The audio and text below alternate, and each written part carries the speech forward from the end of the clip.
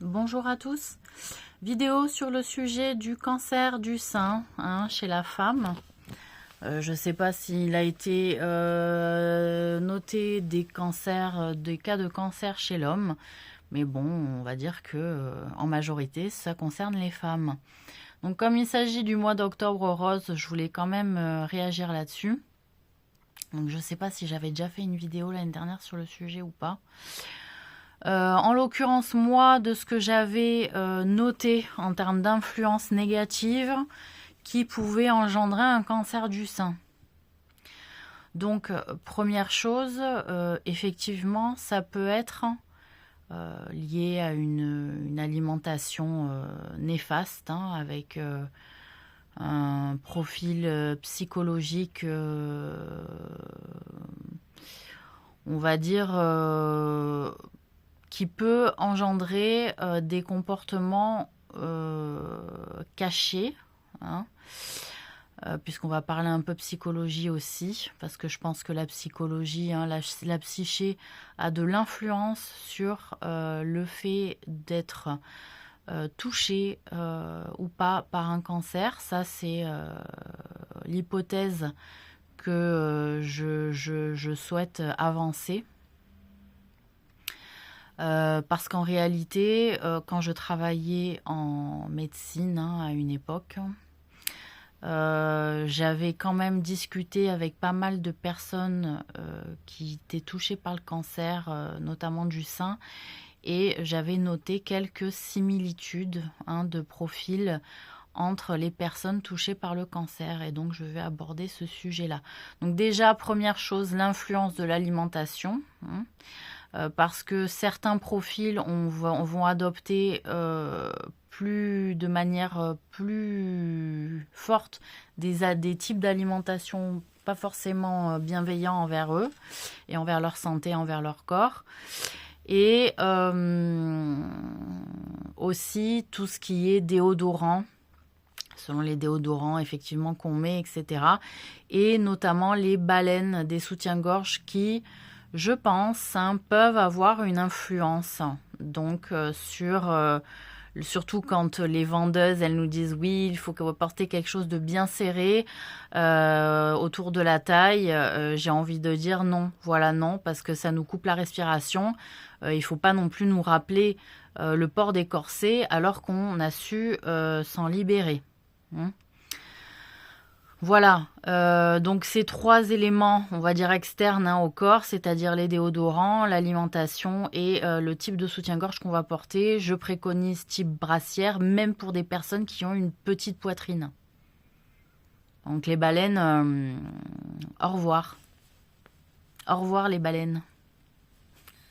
Et pour faire du sport, on utilise des brassières sportives, parce que toujours on trouve l'excuse, oui mais ça tient mieux avec la baleine. Non, le port de la poitrine, certes, va avoir un galbe peut-être un peu plus différent avec une baleine, mais en réalité on s'est rendu compte aussi avec la marque notamment Playtex que les baleines n'étaient pas nécessaires pour avoir un beau port de poitrine, hashtag Marilyn Monroe. Donc voilà. Qu'est-ce que je voulais dire d'autre? Donc sur la part psychologique, l'élément que je voulais aborder, effectivement l'hypothèse que j'avance, c'est la question de profil type d'autodestruction. Donc qui peut engendrer ou gangréner un esprit et au travers de l'esprit ces cellules, puisque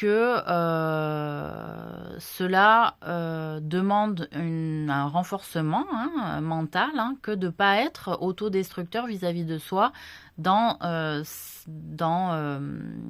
son comportement, que ce soit alimentaire, mais dans son comportement social aussi, ou rien que de savoir se regarder soi-même.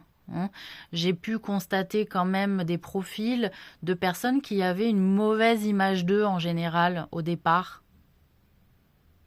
Et donc quelque part on avait l'impression qu'il y avait un travail à faire qu'ils n'avaient pas fait, et donc ça devait passer par la maladie, leur envie de vivre. La question de leur envie de vivre pouvait être avancée en fait au travers du cancer, et notamment une question assez forte de se battre pour sa vie et pour son droit à vivre. Hein. Parce que en profondeur, j'avais pu constater que effectivement, ils n'étaient pas sûrs d'être légitimes à vivre. Hein. Donc, il y a ce profil type de psychologie aussi, donc d'autodestruction. Mais je voulais aussi aborder le thème de la féminité, puisque la poitrine, hein, le sein de la femme, c'est quand même la féminité, c'est aussi la maternité. Et qu'au travers de ces deux notions, que ce soit la féminité ou la maternité, il peut y avoir une relation assez ambiguë de la part de la personne vis-à-vis de ces deux concepts hein, d'incarnation de vie, puisqu'on s'incarne femme, on s'incarne mère, et qu'on ne l'est pas forcément. Et que parfois, ce sont des profils qui ont dû porter ces deux rôles-là, mais parfois à contre-cœur, à contre-envie, à contre-désir aussi, et qui ont malheureusement, porté les choses à bout de bras, parfois avec beaucoup de fatigue psychique et qui devaient le cacher. Donc avec des stress aussi récurrents liés à être une bonne mère, à être une bonne femme, etc. Mais que le désir parfois n'y était pas. Et donc quand il n'y a pas de désir, l'impulsion n'est pas vive. Et du coup l'énergie et la force, elle est un petit peu rognée. Elle est rognée au fil des jours, au fil des années. Donc, ce que je souhaite dire, c'est que il y a une forme d'ambiguïté relationnelle avec la question. Il peut, en tout cas, y avoir une question d'ambigu entre la féminité, avec la féminité et avec la maternité. D'accord? Et que ce sont deux notions thérapeutiques, je pense, qu'il faut aborder dans le suivi psychologique de cette, en tout cas, maladie. Alors, c'est peut-être très cliché, peut-être que j'avance un cliché, mais en tout cas, il est de bon ton de ne pas passer à côté, puisque cela va de soi quelque part quand on fait les liens un petit peu de cause et d'effet. Et puis, il y a aussi un thème que je souhaitais aborder au travers de ces questions-là, notamment au travers de la féminité et de la maternité, puisqu'il y a quelque chose qui est quand même assez tabou dans notre société, qui est caché, notamment par le prisme religieux, mais pas que, puisque ça se libère beaucoup dans des soirées libertines finalement, mais où les personnes ne peuvent pas complètement assumer en société. Vous savez, c'est comme les hommes qui aiment les grosses et qui peuvent pas forcément assumer une femme grosse en société parce que vestimentairement parlant, ça se porte plus difficilement la grosseur que la minceur. C'est pour ça que dans la mode, ils cherchent beaucoup de profils minces parce que le vêtement tombe bien, etc. Alors que travailler aussi la féminité au travers des rondeurs, ça pouvait être très intéressant pour les couturiers. Donc, surtout que bon, ça a été porté la rondeur pendant des siècles et que c'était très abordé en couture finalement, mais cintré par le corset. Voilà, donc c'est plus dur, peut-être à formaliser aussi en termes de couture. À voir avec le temps, parce que les choses se libèrent un petit peu plus. Donc, ce que je voulais dire, c'était que donc il y a quelque chose de tabou, et je pense que beaucoup de femmes des autres générations aussi en ont beaucoup souffert, des anciennes générations notamment, pas des autres. C'est de dire qu'il y a beaucoup d'homosexualité féminine, il y a beaucoup de bisexualité aussi chez la femme, et pour des raisons de bienséance coutumière, traditionnelle et culturelle et de religieuse aussi, les femmes n'ont pas pu assumer. Déjà que les hommes étaient un peu plus libres, hein, même s'ils risquaient la potence, ils étaient quand même plus, c'était beaucoup plus libéré chez les hommes de pouvoir avoir des relations sexuelles, enfin homosexuelles, hein, depuis longtemps, depuis très très longtemps. Mais chez la femme, ça a toujours été un petit peu plus tabou, hein, puisqu'elle devait porter la famille et les hommes. Et je pense qu'il y a aussi une forme de reliquat. Hein, il y a une forme aussi de reliquat de ces phénomènes de société où les femmes, elles ont... ça m'est... Je sais pas pourquoi. Bon, bref. Quand je vois toutes les histoires du passé qu'on a portées et qu'il y a beaucoup de choses qui sont restées cachées comme ça, secrètes. Bon, moi, ça me touche, je suis comme ça. Donc, il y a beaucoup de femmes qui ont souffert de ne pas pouvoir partager leur bisexualité ou leur homosexualité féminine, qui ont beaucoup souffert de ne pas pouvoir le porter en société aussi. Alors, il y a peut-être quelqu'un qui chiale aussi au travers de moi, c'est peut-être pas moi toute seule, hein, je tiens à le signaler. Mais voilà, donc il y a...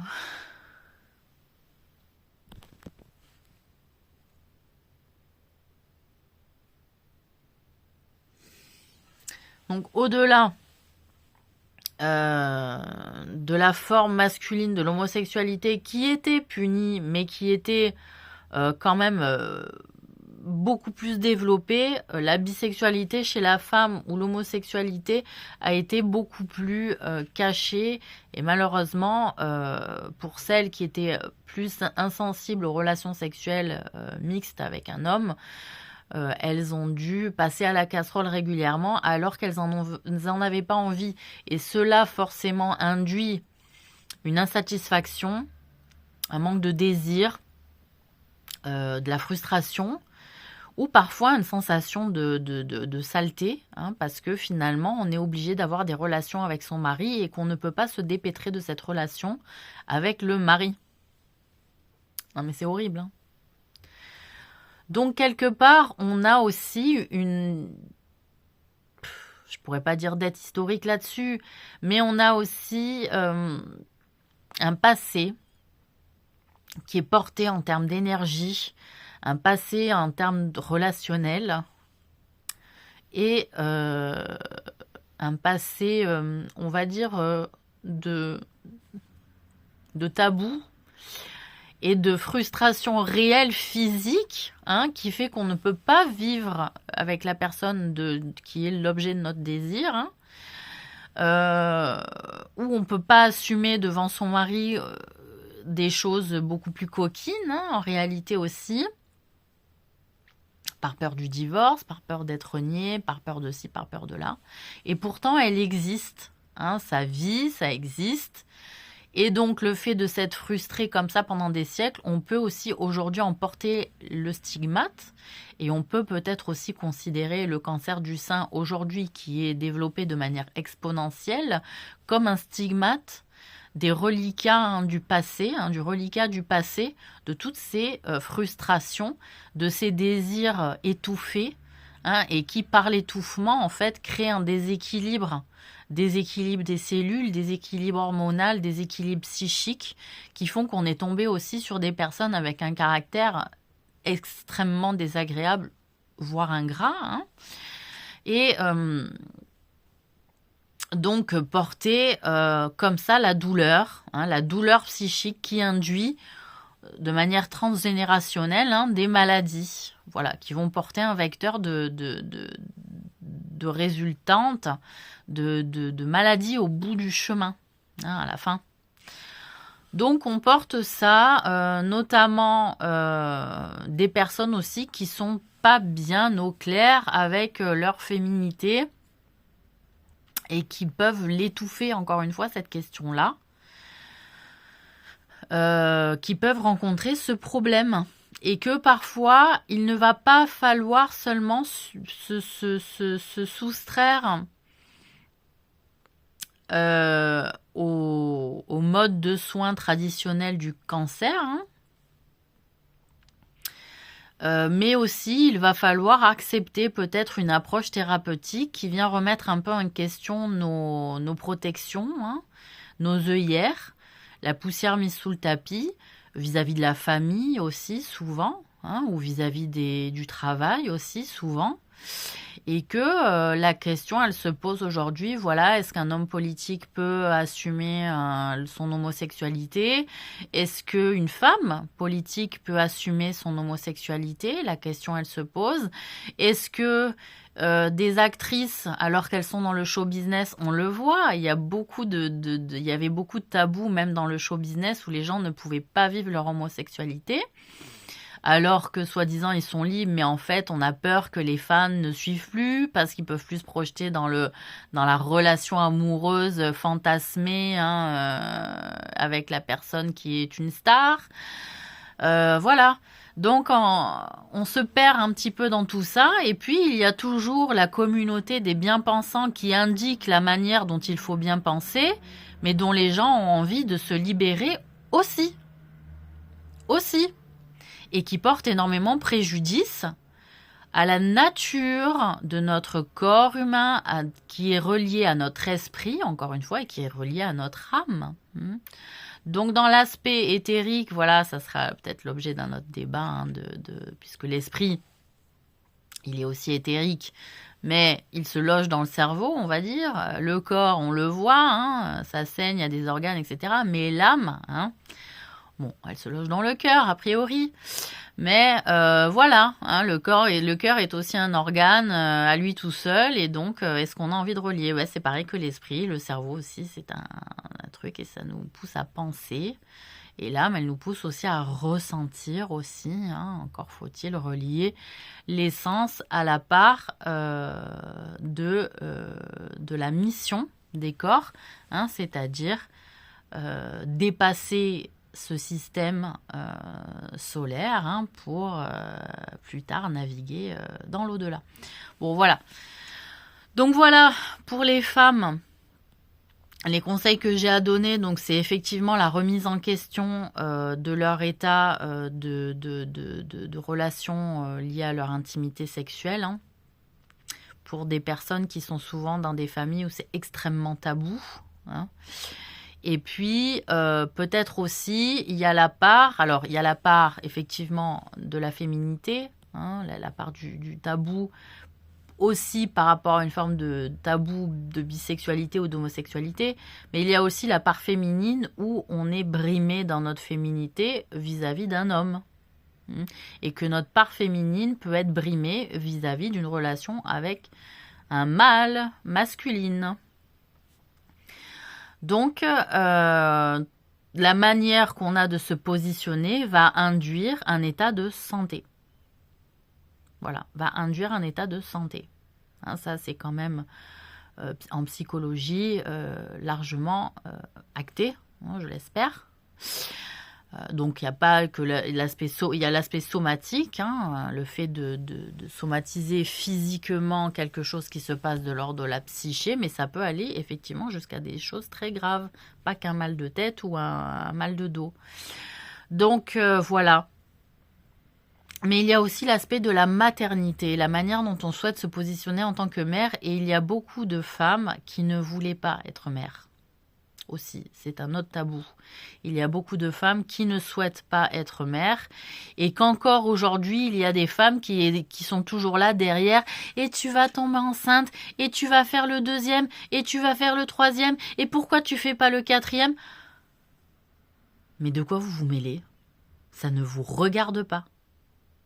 Mais oui, mais c'est tellement le bonheur, les enfants. Ah oui, c'est ton bonheur, hein, et j'ai pas forcément envie de le partager avec toi, et j'ai pas forcément envie de le vivre, ce bonheur-là. J'ai peut-être d'autres choses à faire, parce que peut-être au fil de mes incarnations aussi, j'ai vécu la maternité bon nombre de fois, et que je suis pas obligée de la revivre à chaque incarnation de vie, en fait.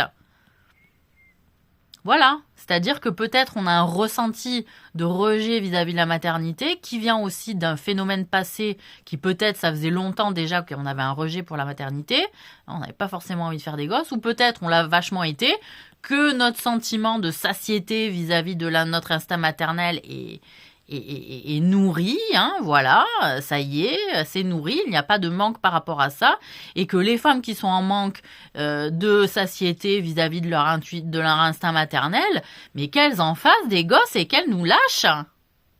Et qu'elles nous lâchent, franchement. Donc si ça a été fait dans les vies d'avant, ça a été fait, ça c'est pas obligé que ça soit fait après. Si ça n'a pas été fait dans la vie d'avant, c'est peut-être aussi une nécessité, un besoin, et que peut-être cette personne qui ne va pas faire d'enfant, elle va être utile à d'autres missions que d'élever ses propres enfants. Elle va peut-être jouer un rôle dans la société, hein, dans un rôle social, autre que celui de mère. On n'est pas obligé d'être mère et puis d'avoir un autre rôle social qui vont augmenter la part de travail, la part d'effort, la part de fatigue aussi mentale, qui font qu'aujourd'hui on a tout un tas de mères qui, voilà, elles disent, bon, finalement, il y a eu un moment donné, j'ai dû m'arrêter de bosser pour élever mes gosses, je dois jongler entre le travail et les gosses, et franchement, j'en peux plus. Voilà. Donc, est-ce qu'on peut, parce que ce sont les femmes qui sont le plus dures à ce niveau-là, hein, entre elles, hein. Ce sont les femmes qui sont le plus dures entre elles, hein. Elles se jugent, et elles se poussent. Hein, donc il y a des femmes, elles ont peut-être regretté d'avoir eu leur gamin et d'être pris en, comment on appelle ça, d'être pris en étau, hein, vis-à-vis de leur gosse. Hein, oh, qu'est-ce que c'est dur d'être gosse. Oui, mais c'est le plus grand bonheur. Oui, mais qu'est-ce que c'est dur quand même. Oui, mais c'est le plus grand bonheur. Ça va la bipolarité? Donc, à un moment donné, laissez choisir chaque âme selon sa mission terrestre, hein, on va revenir au basique. Voilà, on a chacun une mission terrestre et tout, et on est appelé à faire selon nos nécessités. Pas forcément nos besoins, nos nécessités, voilà. Et que la nécessité de faire des gosses, elle n'est pas bonne pour tout le monde. Hein, s'il y en a des personnes qui s'épanouissent là-dedans dans cette vie-là, bon ben peut-être que d'autres l'ont fait avant et que ça y est, c'est bon. Là, je vais utiliser cette vie-là à faire autre chose, pas à refaire des gosses, quoi. C'est bon. Élever des êtres qui sont pas moi, et alors que j'ai envie de faire telle ou telle chose, ça m'intéresse pas. Voilà, j'ai donné, j'ai joué, j'ai fait, j'ai élevé, j'ai éduqué, machin, ça y est, je vais pas le rejouer à chaque fois. Hein, il y a des hommes, dans leur parcours itinérant, la dame, hein, et d'incarnation de vie, ils ont dit, bon, moi, dans cette vie, je serai fermier, puis moi, dans cette vie, je serai chevalier, puis après, dans cette vie, tiens, je serai artisan. Voilà, ils se sont fait, les mecs, des programmes comme ça, où ils ont enchaîné les vies et tout machin, et ils se sont fait un petit parcours, tu vois. Ah ben moi, je me suis spécialisée finalement là-dedans. Finalement, moi, en dernière vie, je vais me faire des études de machin pour être diplômée de trucs. Bon, voilà. Bon, ben voilà. Pour les femmes, c'est pareil. Il y a trop de tabous pour les femmes. Il y a trop de tabous. Donc oui, il y a des femmes bisexuelles. Oui, il y a des femmes homosexuelles. Oui, il y a des femmes qui ne veulent pas avoir d'enfants. Excusez-moi, j'ai toussé sans la main parce que j'étais en train de faire mes 1, 2, 3 là. Ça m'a pris toute l'énergie. Non, mais je suis un peu fatiguée. Bon, voilà. Donc voilà. Et donc, je vous souhaite une très très bonne journée parce que c'est tout ce que j'ai à dire sur le sujet, hein, mine de rien. Et je pense que c'est des pistes, si elles n'ont pas été relevées ou si elles ne sont pas pratiquées ou utilisées à bon escient et à bonne utilisation dans les services de soins, c'est dommageable. Voilà, c'est dommageable parce que les gens ont besoin aussi d'un suivi psychologique et être accompagnés. Parce qu'en réalité, on est dans un déni social qui nous touche et nous rend malades. On se rend malades les uns les autres. C'est pas aimez-vous les uns les autres qu'on fait, nous. Nous, c'est on se rend malades les uns les autres, vous voyez. On se pourrit la vie les uns les autres. J'ai pas envie que mon collègue soit heureux, j'ai pas envie que mon collègue réussisse. Et on se donne des conseils, genre, mais je t'en ai pas demandé, quoi. En fait, tu sous-entends quoi? Que tu juges ma vie et que... sous prétexte que je serai pas mère, je vais pas faire partie du club des mamans de la ville.